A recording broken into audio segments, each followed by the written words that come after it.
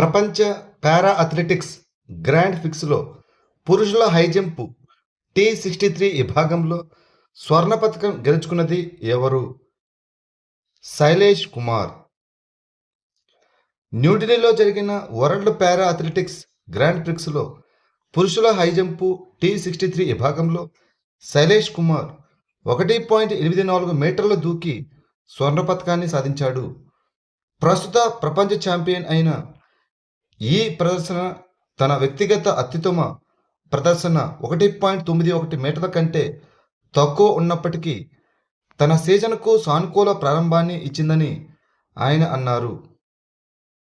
2025లో అమెరికాకు అత్యధికంగా పత్తి ఉత్పత్తులను ఎగుమతి చేసిన దేశం ఏది? భారతదేశం. United states department of agriculture data ప్రకారం 2025లో భారతదేశం చైనాను అధిగమించి అమెరికాకు అతిపెద్ద పత్తి ఉత్పత్తులను ఎగుమతి చేసిన దేశంగా అవతరించింది.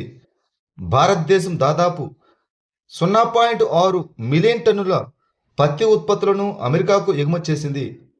ఇది చైనా 0.5 మిలియన్ టన్నులను అధిగమించింది. 2025లో అమెరికా దాదాపు 3.3 మిలియన్ టన్నుల పత్తి ఉత్పత్తులను దిగుమతి చేసుకుంది. చైనా వస్తువులపై అమెరికా సుంకాలు విధించడం వల్ల చైనా యొక్క వాటా పాక్షికంగా తగ్గింది. మార్చి 2026లో Aqua Air X Autonomous Systems ప్రారంభించిన భారతదేశపు మొట్టమొదటి ఉభయచర డ్రోన్ పేరు ఏమిటి? అవతార్.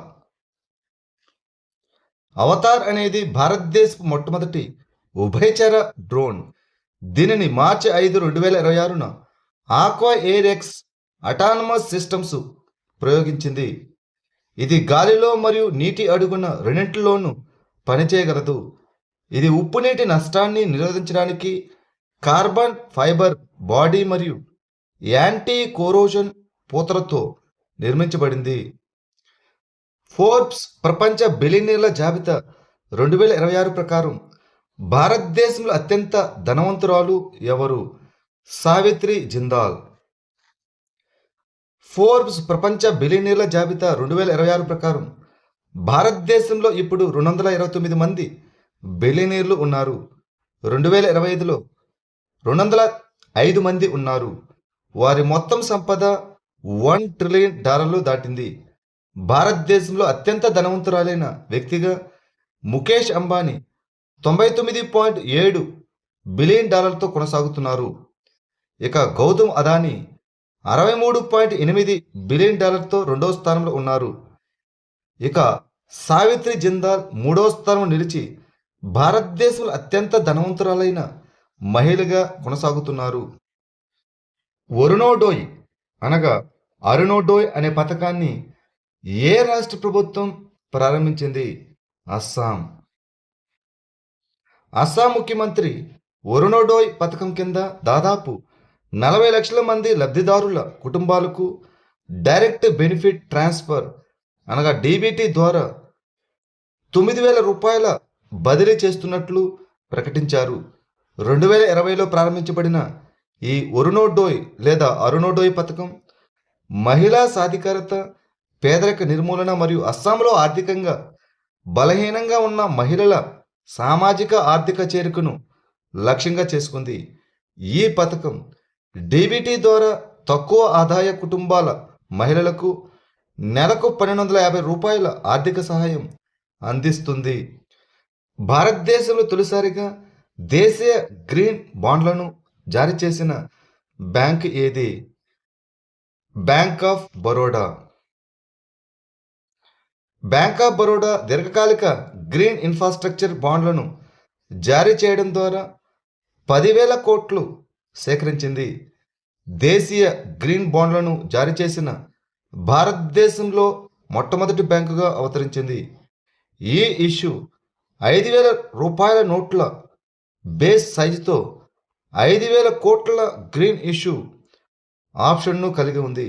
ఇది బలమైన పెట్టుబడిదారుల డిమాండ్ను చూపుతోంది. దేవభూమి కుటుంబ బిల్లు 2026ను ఏ రాష్ట్ర ప్రభుత్వం ప్రవేశపెట్టింది? ఉత్తరాఖండ్. గైర్సైన్లో జరిగిన బడ్జెట్ సెషన్ సందర్భంగా ఉత్తరాఖండ్ ప్రభుత్వం దేవభూమి కుటుంబ బిల్లు 2026ను అసెంబ్లీలో ప్రవేశపెట్టింది. సంక్షేమ పథకాలను సమర్థవంతంగా అమలు చేయడం మరియు లబ్ధిదారులకు పారదర్శకంగా సహాయం అందించడం ఈ బిల్లు యొక్క లక్ష్యం. ఇది దేవభూమి కుటుంబం అని కూడా పిలువబడే ఏకీకృత మరియు ధృవీకరించబడిన కుటుంబ ఆధారిత డేటాబేస్ను ఏర్పాటు చేస్తుంది. 18 సంవత్సరాలు లేదా అంతకంటే ఎక్కువ వయసు ఉన్న కుటుంబంలోని పెద్ద మహిళ సభ్యురాలు కుటుంబ అధిపతిగా నమోదు చేయబడుతుంది. హై స్పీడ్ బ్రాడ్బ్యాండ్ కనెక్టివిటీని అందించడానికి ఏ రాష్ట్ర ప్రభుత్వం ప్రాజెక్టు గంగాను ప్రారంభించింది? ఉత్తరప్రదేశ్. ఉత్తరప్రదేశ్ ప్రభుత్వం 2-3 సంవత్సరాలలోపు 2 మిలియన్లకు పైగా గృహాలకు హై స్పీడ్ బ్రాడ్బ్యాండ్ కనెక్టివిటీని అందించడానికి ప్రాజెక్ట్ గంగా అనగా government assisted network for growth and అడ్వాన్స్మెంట్ను ప్రారంభించింది. గ్రామీణ మరియు సెమీ అర్బన్ ప్రాంతాల్లో డిజిటల్ కనెక్టివిటీని విస్తరించడం మరియు 1 లక్షకు పైగా ఉద్యోగాలను సృష్టించడం ఈ ప్రాజెక్ట్ యొక్క లక్ష్యం. భారతీయ రైల్వే నెట్వర్క్లోని రైల్వే స్టేషన్ల అభివృద్ధి మరియు అప్గ్రేడ్ కోసం ప్రారంభించబడిన పథకం పేరు ఏమిటి? అమృత్ భారత్ స్టేషన్ పథకం.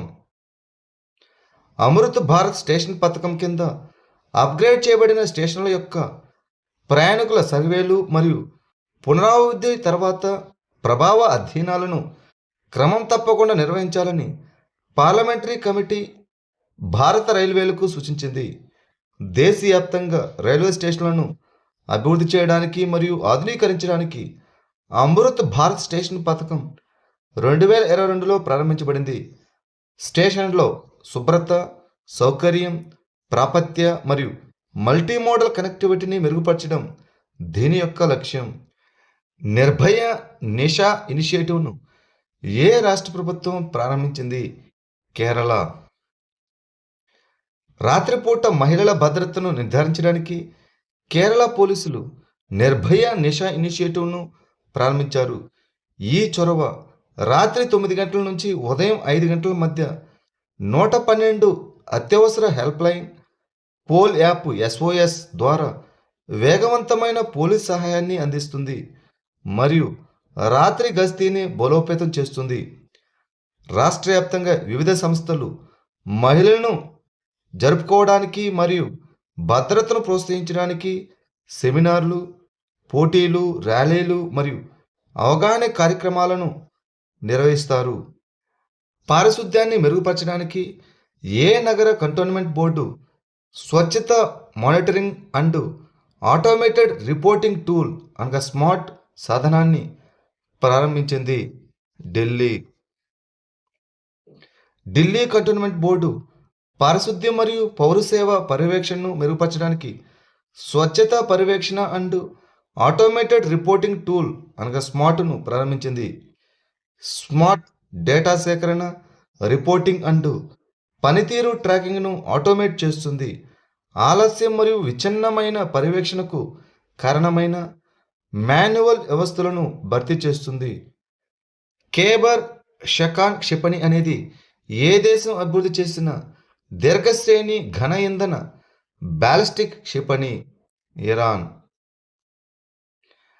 ఖైబర్ షకాన్ క్షిపణి అనేది ఇరాన్కు చెందిన Islamic revolutionary guard corps IRGC అభివృద్ధి చేసిన దీర్ఘశ్రేణి ఘన ఇంధన బ్యాలిస్టిక్ క్షిపణి. ఇటీవల ఇరాన్ ఇజ్రాయెల్ ప్రధానమంత్రి బెంజమిన్ నెతన్యాహు కార్యాలయం మరియు ఇజ్రాయెల్ వైమానిక దళ కమాండ్ సెంటర్ను లక్ష్యంగా చేసుకోవడానికి IRGC ఖైబర్ షకాన్ క్షిపణులను ఉపయోగించిందని ఇరాన్ పేర్కొంది. ఈ క్షిపణి ఖుర్రామ్ షహర్ క్షిపణి కుటుంబానికి చెందినది. ఇది సుమారు 1450 కిలోమీటర్ల పరిధిని కలిగి ఉంటుంది. ఆధార వ్యవస్థ భద్రతను బలోపేతం చేయడానికి ఏ సంస్థ తన మొదటి నిర్మాణాత్మక బగ్ బౌంటీ కార్యక్రమాన్ని ప్రారంభించింది? Unique identification authority of India UIDAI. ఆధార వ్యవస్థ భద్రతను బలోపేతం చేయడానికి భారత నిర్దిష్ట గుర్తింపు ప్రాధికార సంస్థ యుఐడిఏఐ తన మొదటి నిర్మాణాత్మక బగ్ బౌంటీ కార్యక్రమాన్ని ప్రారంభించింది. ఈ యుఐడిఏఐ అధికారిక వెబ్సైటు, మై ఆధార్ పోర్టల్ మరియు సెక్యూర్ క్యూఆర్ కోడ్ అప్లికేషన్తో సహా కీలకమైన యుఐడిఏఐ ప్లాట్ఫామ్లో దుర్బలత్వాలను గుర్తించడానికి ఈ కార్యక్రమం సైబర్ భద్రతా నిపుణులు మరియు నైతిక హ్యాకర్లను ఆహ్వానిస్తుంది. భారతదేశపు ప్రధాన ప్రపంచ వస్త్ర కార్యక్రమం అయిన భారత్ టెక్స్ 2026ను ఏ మంత్రిత్వ శాఖ ప్రారంభించింది? జౌళి మంత్రిత్వ శాఖ, the ministry of textiles. Textiles మంత్రిత్వ శాఖ భారతదేశపు ప్రధాన ప్రపంచ వస్త్ర కార్యక్రమం అయిన భారత్ టెక్స్ 2026ను ప్రారంభించింది. ఇది ఫైబర్స్ మరియు నూలు నుండి బట్టలు, దుస్తులు, సాంకేతిక వస్త్రాలు మరియు స్థిరమైన ఆవిష్కరణల వరకు మొత్తం వస్త్ర విలువ గొలుసును ప్రదర్శిస్తుంది. ఈ కార్యక్రమం 2024 మరియు 25 ఎడిషన్ల విజయాన్ని దృష్టిలో ఉంచుకొని జూలై 14 నుంచి 17 తేదీల్లో న్యూఢిల్లీలోని భారత మండపంలో జరుగుతుంది. ఇటీవల ఏ రెండు సంస్థలు స్వదేశీ ఎయిర్ డ్రాపబుల్ కంటైనర్ అనగా ఏడీసీ 150 యొక్క విమానంలో విడుదల పరీక్షలను నిర్వహించాయి? రక్షణ పరిశోధన మరియు అభివృద్ధి సంస్థ అనగా డిఆర్డిఓ అండ్ భారత నావికాదళం. రక్షణ పరిశోధన మరియు అభివృద్ధి సంస్థ డిఆర్డిఓ అండ్ భారత నావికాదళం గోవా సమీపంలోని బోయింగ్ P-81 పోస్డాన్ నుంచి ఏడీసీ 150 ఎయిర్ డ్రాపబుల్ కంటైనర్ 150 యొక్క 4 ఇన్ఫ్లైట్ విడుదల పరీక్షలను విజయవంతంగా నిర్వహించాయి. ఈ ఏడీసీ 150 అనేది వైమానిక డెలివరీ కోసం 150 కిలోల పేలోడ్ను మోయగల సామర్థ్యం కలిగిన స్వదేశీయంగా అభివృద్ధి చేయబడిన కంటైనర్. పారాచూట్ వ్యవస్థను aerial delivery research and development establishment అభివృద్ధి చేసింది.